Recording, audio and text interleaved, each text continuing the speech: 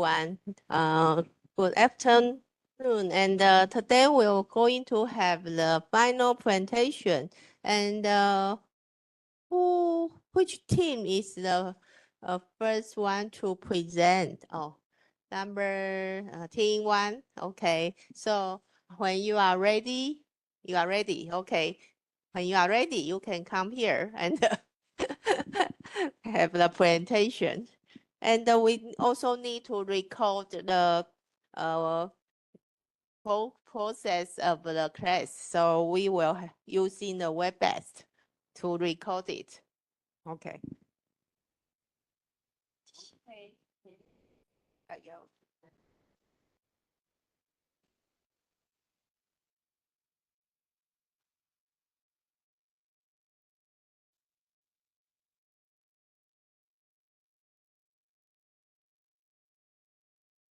Hello everyone, we are Group 4. Today we are going to talk about International Medical Service. This is part of our International Nursing course. We hope you enjoy our presentation. And next, we watch the short video.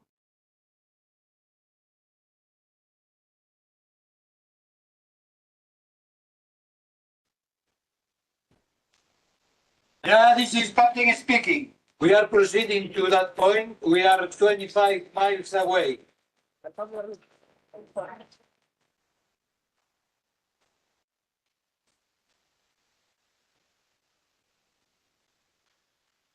This is not camp, this is prison. We will not go back because if we go back, it's big problem.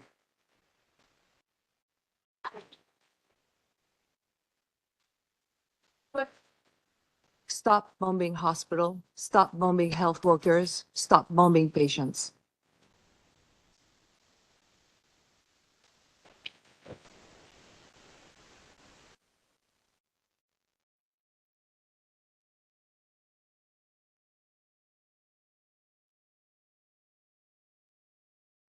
An introduction, International Medical Service means providing healthcare to people in other countries. It includes sending doctor, nurse, and medical teams to help people where healthcare is poor or missing. It's very important during disaster, war, or in a poor area.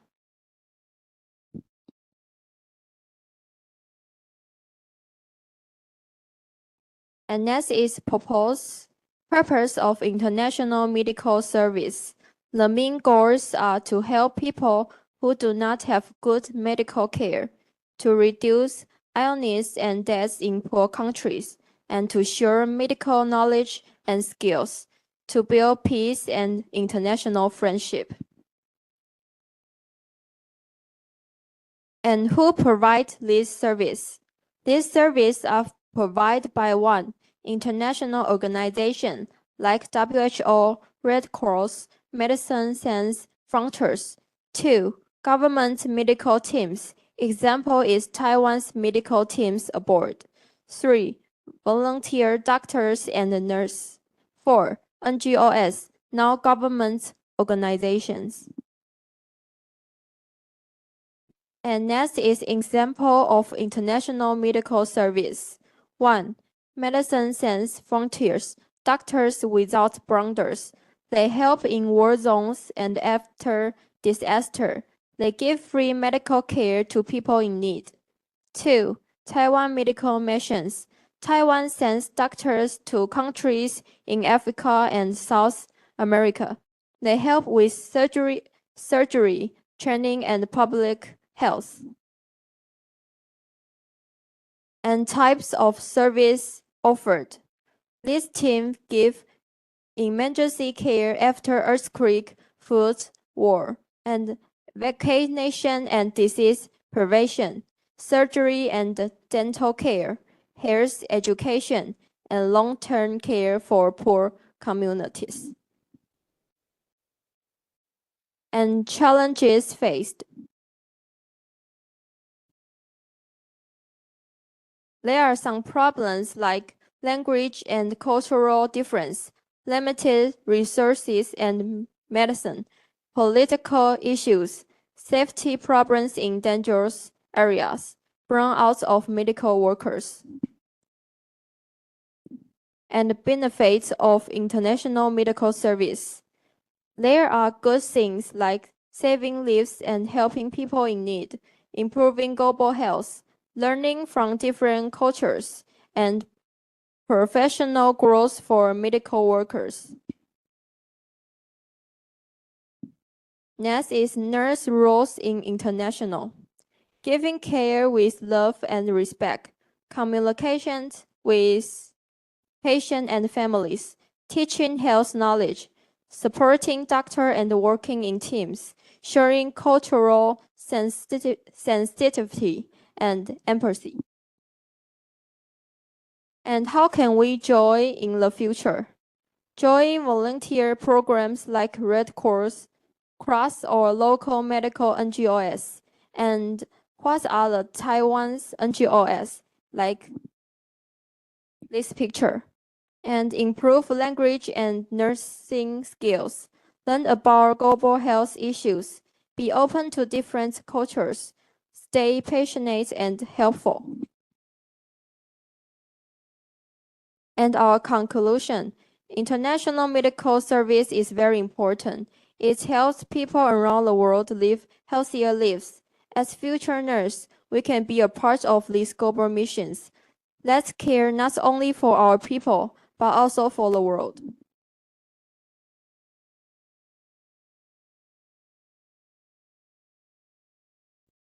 As nursing students, we truly hope to join international medical service in the future.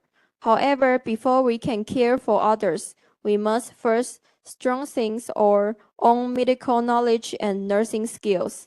Only by preparing ourselves well can we have the ability and the confidence to serve people in need around the world.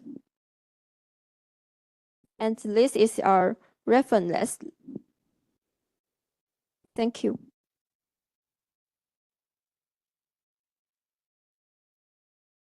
Okay, we are Team 5 and we are going to introduce midwife in Australia and we will show you how's different between Australia and Taiwan. Okay. And we are going to show Taiwan's midwife and how to obtain an Australian midwife license and midwife salary in Australia and working style of midwife in Australia. Okay, let's begin. First, Taiwan's midwives. Oh, sorry. Those who have to complete the internship and pass the examination and obtain graduations certificates from a public or private college of nursing or midwife, or a university or independent college of midwifery. Okay. Number 2 is those who have to obtain a nurse or midwifery certificate and have passed the internship and obtained a graduation certificate. Those who have to pass the general midwife examination and have to work in relevant postings for 4 years with documentary proof. Okay. Taiwan's midwife. Where can I work in Taiwan? Okay, you can work in clinics. Number 2 is post-parental care homes. And number 3 is hospitals. And Taiwan's midwives working style in Taiwan is delivery care and operating room care and newborn care and career development to join the delivery team. Okay. And number 5 is basic understanding of breast change from pregnancy to postpartum. And assist in identifying the causes and suggestions for post breast or breastfeeding problems and breastfeeding plan and response had expansion and use of breast pump, basic care for healthy full-term infants, including carrot bottle feeding methods. Okay, then Taiwan's midwife theory of midwives in Taiwan is about 53,000 to 77,000 a month. Okay. And I will show you a video. It's about Taiwan midwife.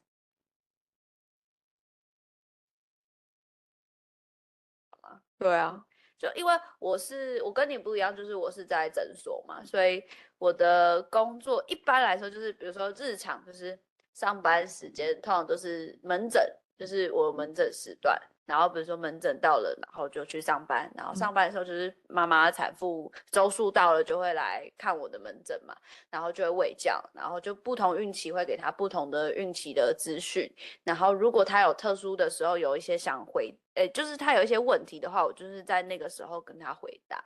那这就是在大概门诊时段。那也不是说我上班就是门诊，因为比如说临时今天产妇就是要接，就是她有产兆要生产，她可能从凌晨就赖我跟我说，我今天有产兆，那我就要密切追踪，比如说几个小时要问一下她现在的状况啊，然后她来诊所检查，然后内诊看机制有没有留下来住院。那如果有留下来住院，那整个待产过程中间我们会怎么做？然后陪产，然后看现在机制，然后到快生的时候就陪伴接生这件事情，然后就通知医生，然后就协助，比如说后续的喂母奶啊，然后后续的状况这样子。然后在门诊的过程中间，还会不同孕期，不是刚刚有说会给不同喂教，然后额外的时间大概就是除了门诊，然后接生，然后还有上一些生产教育的课程。大概是这样，大概是我比较大方向的工作内容。那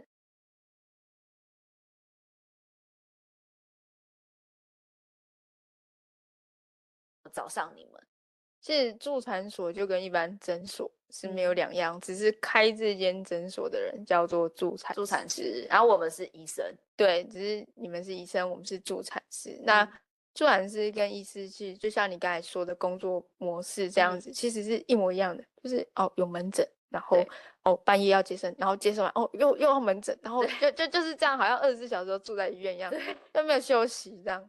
对。但是助产师比较不一样的一点是，我们是比较以健康的方向去努力，比较不是以疾病的方向去照顾。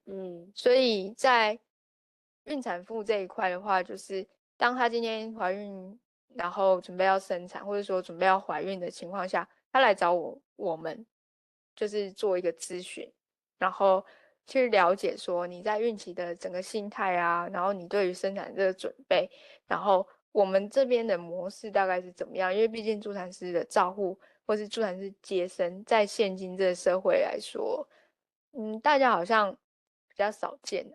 那就是所以意思是说，就是一样，就是做的内容也是就是门诊、产检，然后接生。对，但是还多了一个就是照护。如果有妇科状况的妈妈或是妇女，或是说想要做子宫颈抹片的，是他们会来找助产师。那你觉得他们想要来找助产师的原因是什么？我们其实不是做疾病治疗。我觉得如果我家里附近就有助产所，我就会觉得它就是一般的诊所，所以我不会觉得只要他可以提供我这个服务，如果方便，我也会去找助产所。对，所以其实我们在助产所也有一块是，有一些妇科状况的妇女，她会来找我们，希望我们能协助他们，就是日常生活的照护啊、喂教啊，或者说比较第一线的。对，就是在助产所这边，我跟你一样没有打卡上下班，那基本上是有个案来，然后就要做一些妇科的就是协助啊，或者说子宫颈膜片的裁剪这一块。嗯那如果说是孕产妇的话，他们就是会来产检，例行性的产检，就是儿童孕妇健康手册上基本的腹围、公底、高度、尿糖、尿蛋白、血压，然后还有孕期的一些卫教内容，这是助产士会做的事情。那另外就是说，想要进一步 Okay, and because of the time, so not showing of the video. So okay. Then next, are going to showing Australia's midwives. Okay. Career assistant agency is ANMAC. It's Australia Nursing Midwifery Accreditation Consortium. Okay. And how to obtain an Australian midwife license?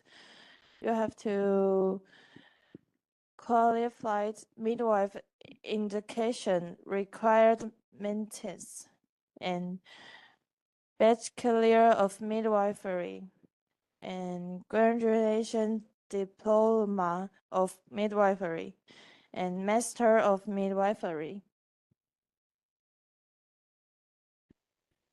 And required maintenance of admission is until overall 7 with no less than 70 in each subject. And study central is Violence University and Charles Darwin University and the University of Newcastle and Western Sydney University and Griffith University.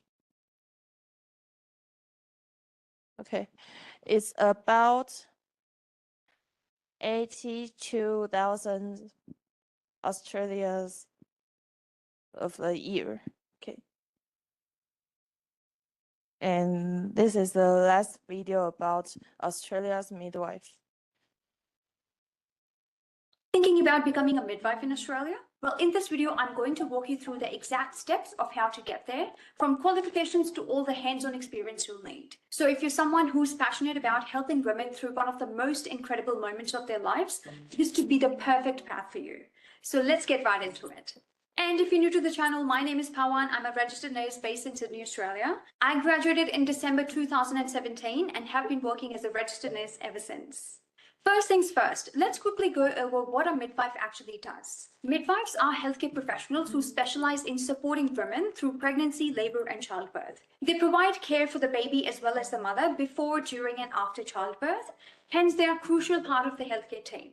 And to become a midwife in Australia, you will have to meet specific requirements. Let's break it down. The first pathway is to complete a Bachelor of Midwifery. It's a 3 years full-time course. And this is the direct pathway. So if you're someone who already know that midwifery is something you want to specialize in, even before getting into healthcare, you can straight away go for the Bachelor of Midwifery course. You don't need to spend time studying anything else. This is something that you can get straight into. And this 3 years degree is focused entirely on midwifery, covering everything from pregnancy to childbirth to postnatal care, breastfeeding support, and maternal health in general. That's option number one, viable for those who already know before even getting into healthcare that this is something they want to be working in. The second option involves you doing a Bachelor of Nursing degree first, becoming an RN first, and then you go for the graduate diploma or Master of Midwifery after. This is actually a popular route. I've seen a lot of nurses who complete their Bachelor of Nursing first, and then they do a new graduate program. Once they finish the program, or even during the program, they try and plan to do a graduate diploma or Master of Midwifery later.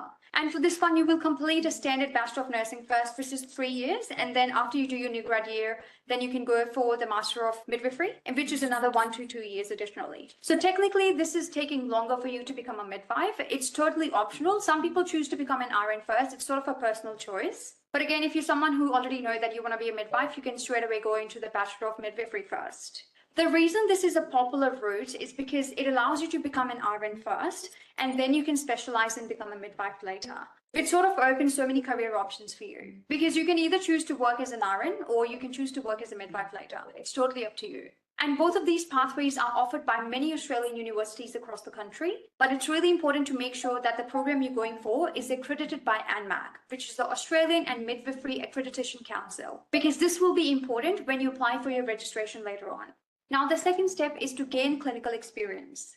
During your studies, you'll be required to complete a number of clinical placement hours in different healthcare facilities like hospitals, birthing centers, community health centers as well. Clinical placements are super important because they provide you with the hands-on experience you need in the field, and they also give you an exposure to different types of births, case scenarios, and different healthcare teams. And these clinical placements will make up for about 50% of the total study time in the course.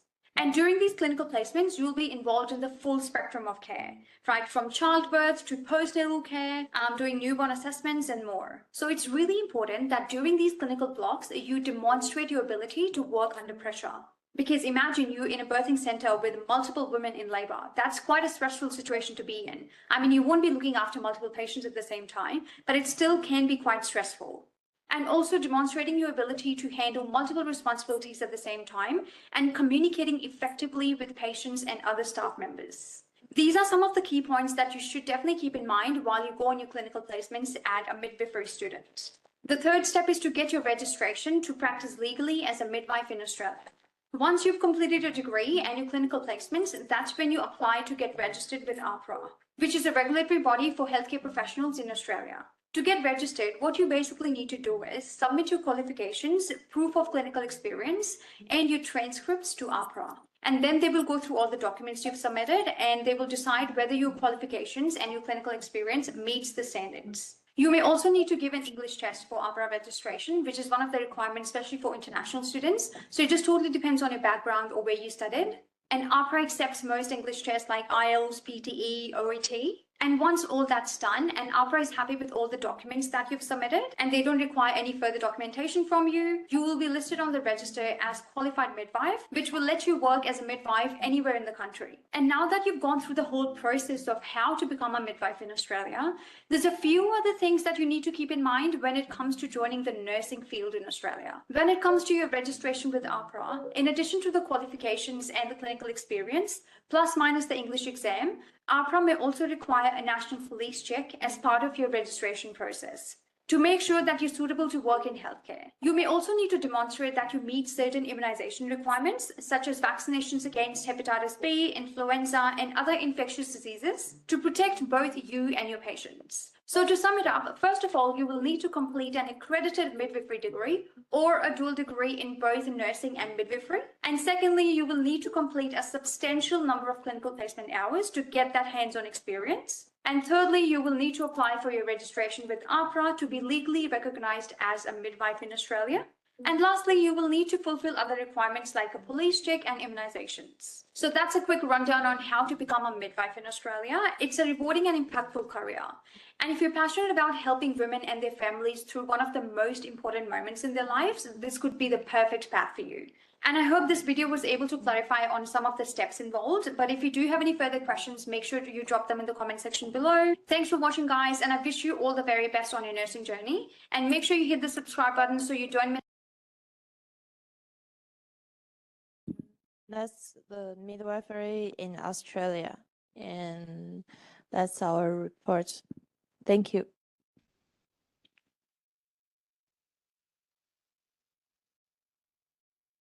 Today we are going to talk about the medical challenges faced by international students in Taiwan.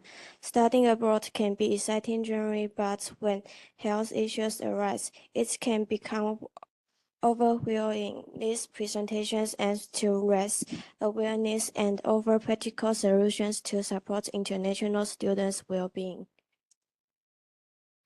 不见了。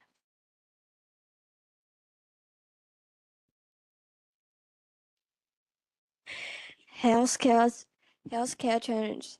Imagine arriving in Taiwan with extremities for your studies, only to face a sudden health issues and not know where to go for help. Today Today, we'll explore these healthcare changes and discuss actionable ways to help international students live and learn healthy while abroad. 下一页。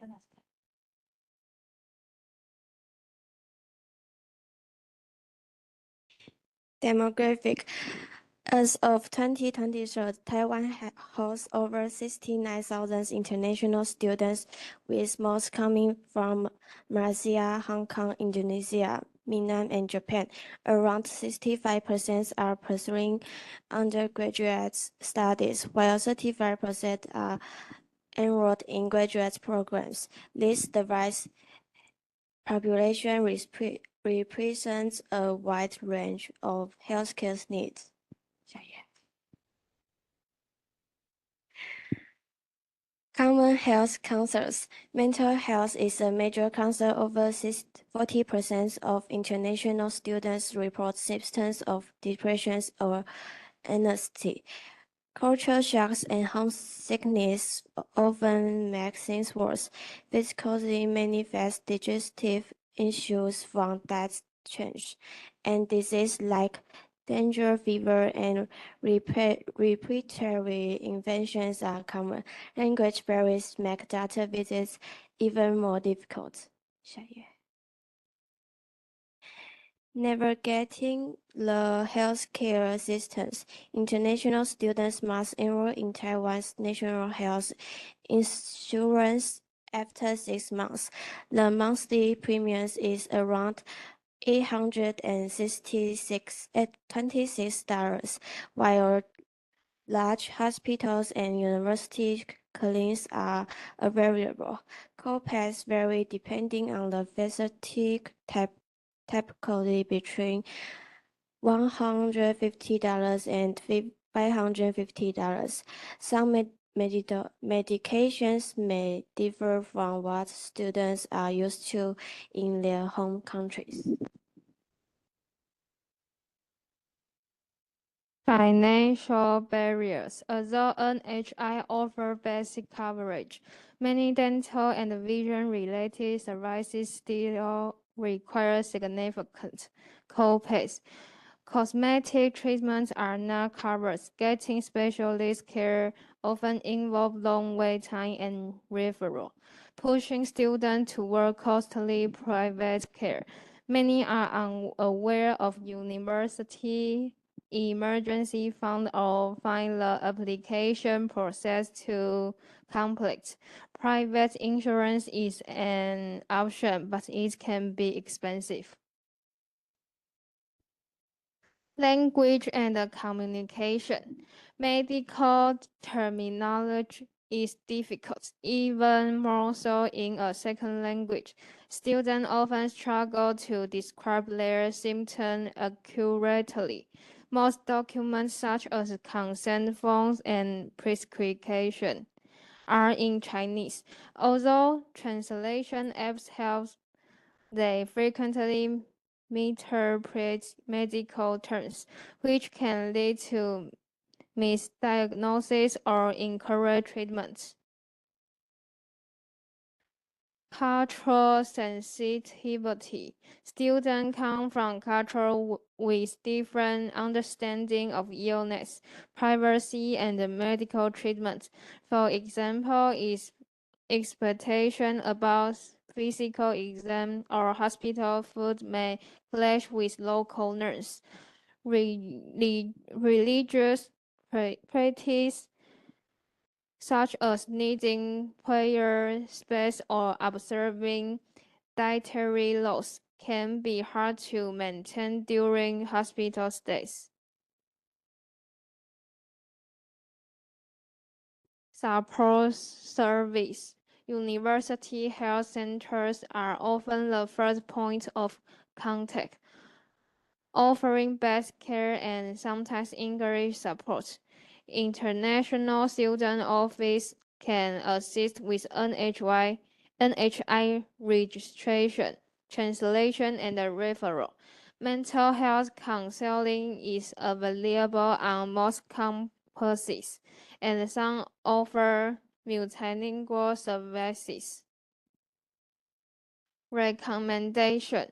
We recommend providing comprehensive health-related orientation upon arrival, including multilingual guide, training student health ambassador, and offering cultural competence workshop for healthcare provider can go a long way in bridging the gap between student and Taiwan's healthcare system.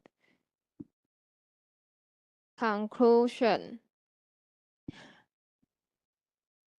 Our ultimate goal is for all international students to fully understand their healthcare options. We envision 24/7 multilingual health support highlights and an expanded network of international friendly clinics. A healthy student is a successful student, and together universities, healthcare providers, and students can build a supportive environment for all. Thank you. Okay. Canada RN. Okay, first, what is a RN? RN stands for Registered Nurse. Main duty include nursing assessment, nursing diagnosis, and in developing nursing care plans. It's essentially the same as a registered nurse in Taiwan. How to become an RN in Canada? First, the applicant nursing education must be at the registered nurse level and include both theory and clinical training in key areas such as medical, surgical, mental health, maternal and pediatric care, and assessments by the IEN assessment Survey of British Columbia is required. Applicant may need to complete a SEC assessment and additional training. The SEC can only be taken in British Columbia. And second, English language proficiency. Applicant must demonstrate proficiency in English through one of the following. 这个又要来了 Overall band score of 雅思 7. Speaking is 7. And reading is 6.5. Writing is 6. Listening is 7. TOEFL overall score 8. Speaking 26. Reading, writing, listening minimum 6. The applicant must be registered of license as a nurse in the jurisdiction where they study and worked. Proof of licensure must be provided by the relevant regulation authority. And for in the past 5 years, the applicant must have completed at least one of following. Work as a registered nurse for at least 1,125 hours. Completed a nursing re-entry program. Graduated from a basic nursing education program. No criminal record or disciplinary issue related to nursing registration. 6. In good health.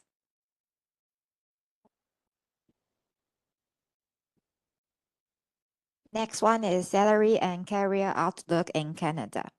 Average salary CAD 70,000 to 95,000 per year, depending on the experience and location.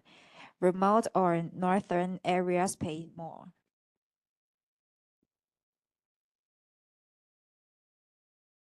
And the next one is common work environments for RN in Canada. Contrary to what many people might think, nurses in Canada don't only work in hospital. Their work settings are actually quite diverse. And the first one is public hospital. This is the most traditional and well-known setting. Nurses here are enveloped in a wide range of care, from surgery and emergency service to internal medicine. And next is long-term care homes. These facilities provide care for elderly patients or people with chronic condition. Nurses here focus on monitoring long-term health and supporting daily needs.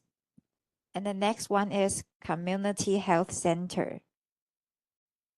This center focus more on the preventive care and chronic disease management. Nurses often act educators and health promoters in the community. The next one is home care nursing. In the rural, nurses travel the patient's home to provide care, ideal for post-surgery patients or those managing long-term illness. And next is rural and remote areas. And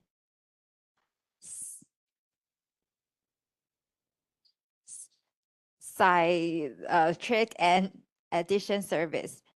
And the school occupational health unit.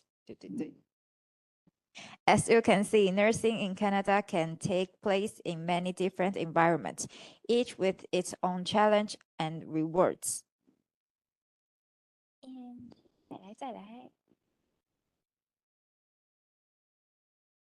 And let's take a look at what they actually do in a typical day. The first one is public.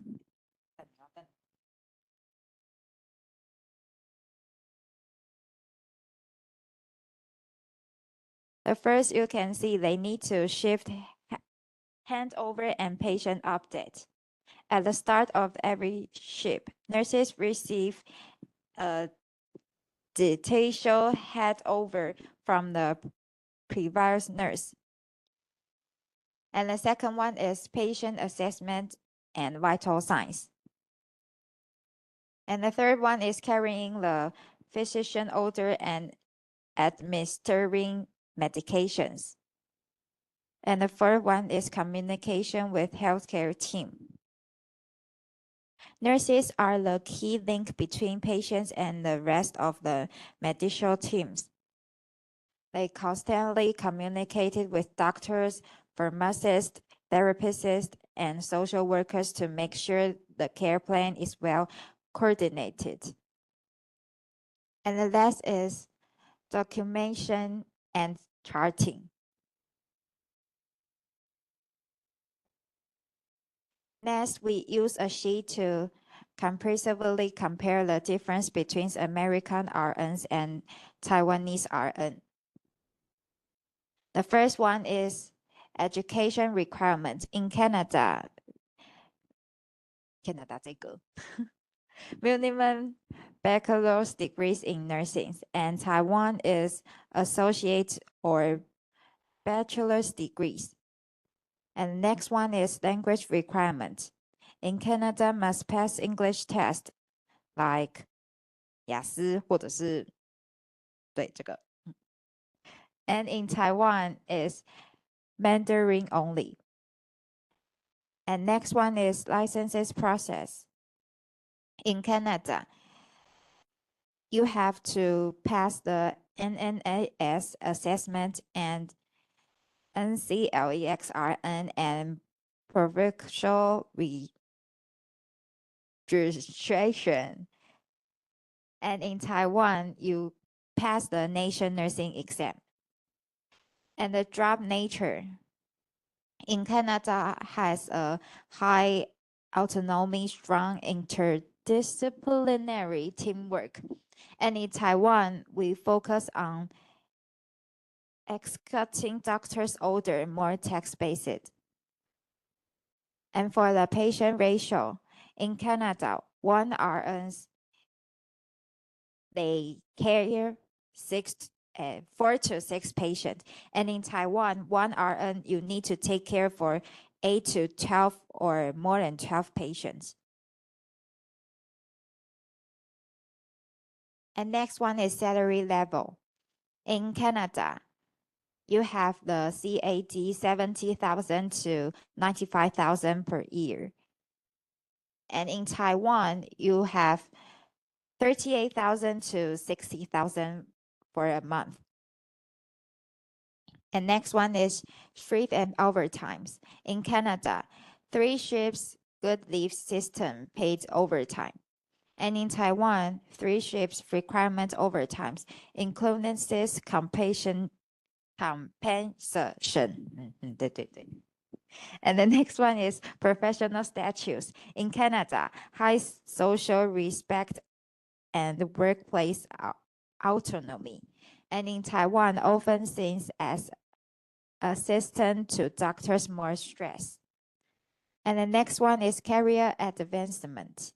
In Canada, clear path to MP, educator, or leadership roles. And in Taiwan, limited career mobility and option. And then last is a migration opportunity. In Canada, RN is a high demanded skills in migration occupations. And in Taiwan, limited opportunities for overseas career growth. Okay, this is the video.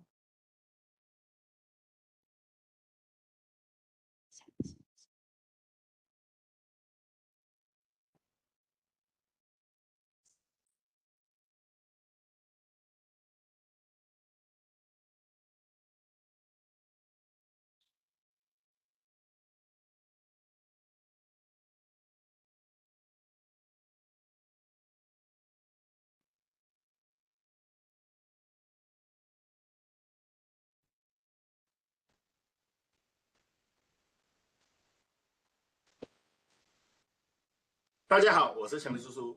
国内有非常多优秀的护理人员，然而国内的工作环境和薪资不能让大家满意。许多人想要换一个环境到加拿大当护理人员，获取较高的薪资和较好的工作环境。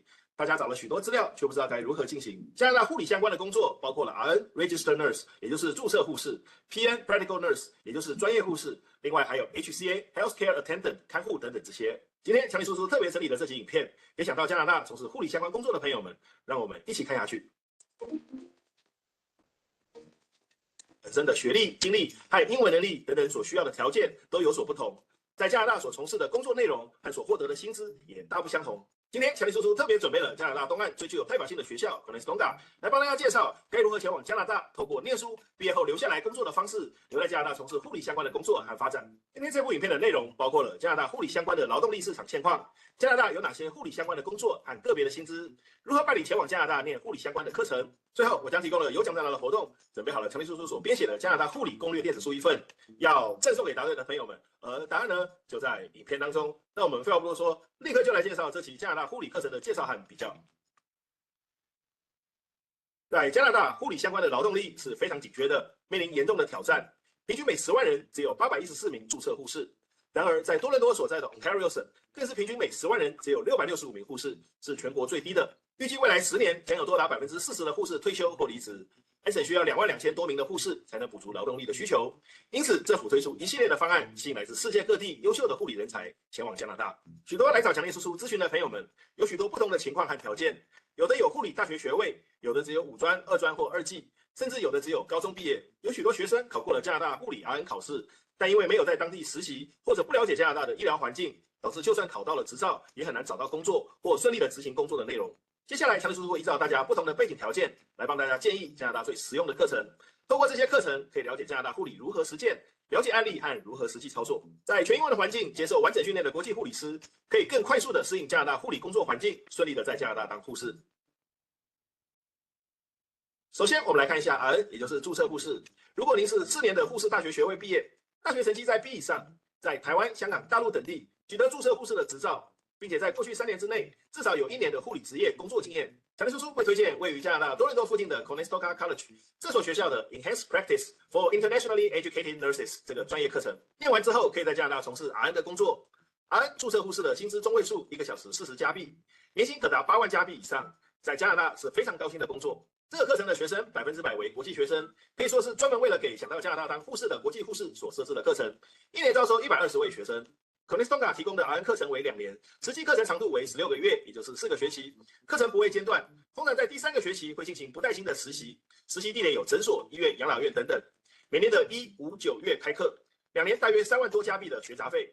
护士入学最困难的英文要求部分，雅思成绩需要6.5分以上，单科不能低于6分。如果雅思成绩达不到，可以选择和 Conestoga College 有合作的语言学校，像 ILAC 可以拿语言学校程度分级来申请。通过这个护理课程的学生们，在护士考试 NCLEX 中可以免除需要雅思成绩的条件。这个无疑对想要参加护理考试的护士们是一大福音。课程设是最后1个学期会告诉学生如何准备 NCLEX 考试，学生还是需要自己多做练习。另外，第2种护士 PN， 也就是专业护士。如果您只有5专或是2专的文凭，或是高中毕业，可以选择注册临床实践护士的课程。这个课程完成之后，通过 IEXPN 考试，可以获得 RPN 的执照资格。Conestoga 的学生考取 RPN 执照的通过率可是接近100%。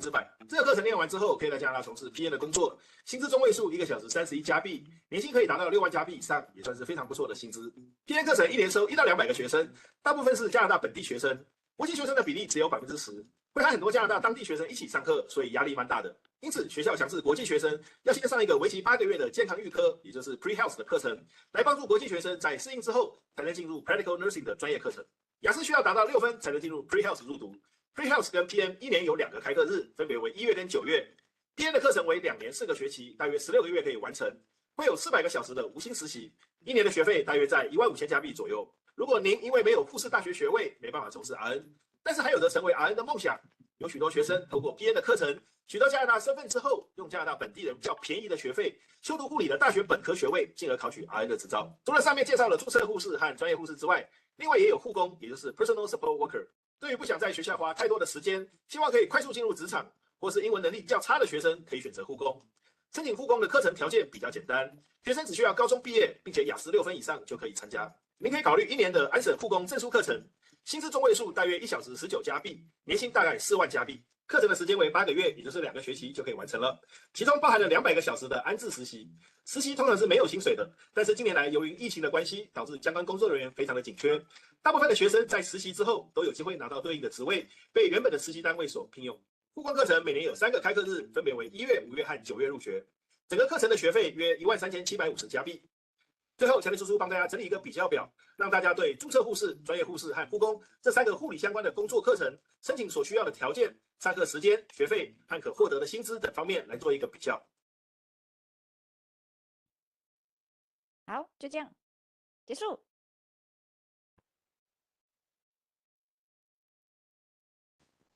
那有什么问题吗？有没有哈？就是做 PPT 都没有问题。好，那我们今天比较早结束。好，那下个礼拜就剩最后1个礼拜这样子哈，就是那个下礼拜就有 Final 14哦，那个 to finish our presentation，yeah， 然后我们就大概可以稍微就是做一个反思 reflection， 然后就可以结束了这一堂课这样子。对，好，那我们就今天就 finish our class，yeah，and then see you next week， bye bye。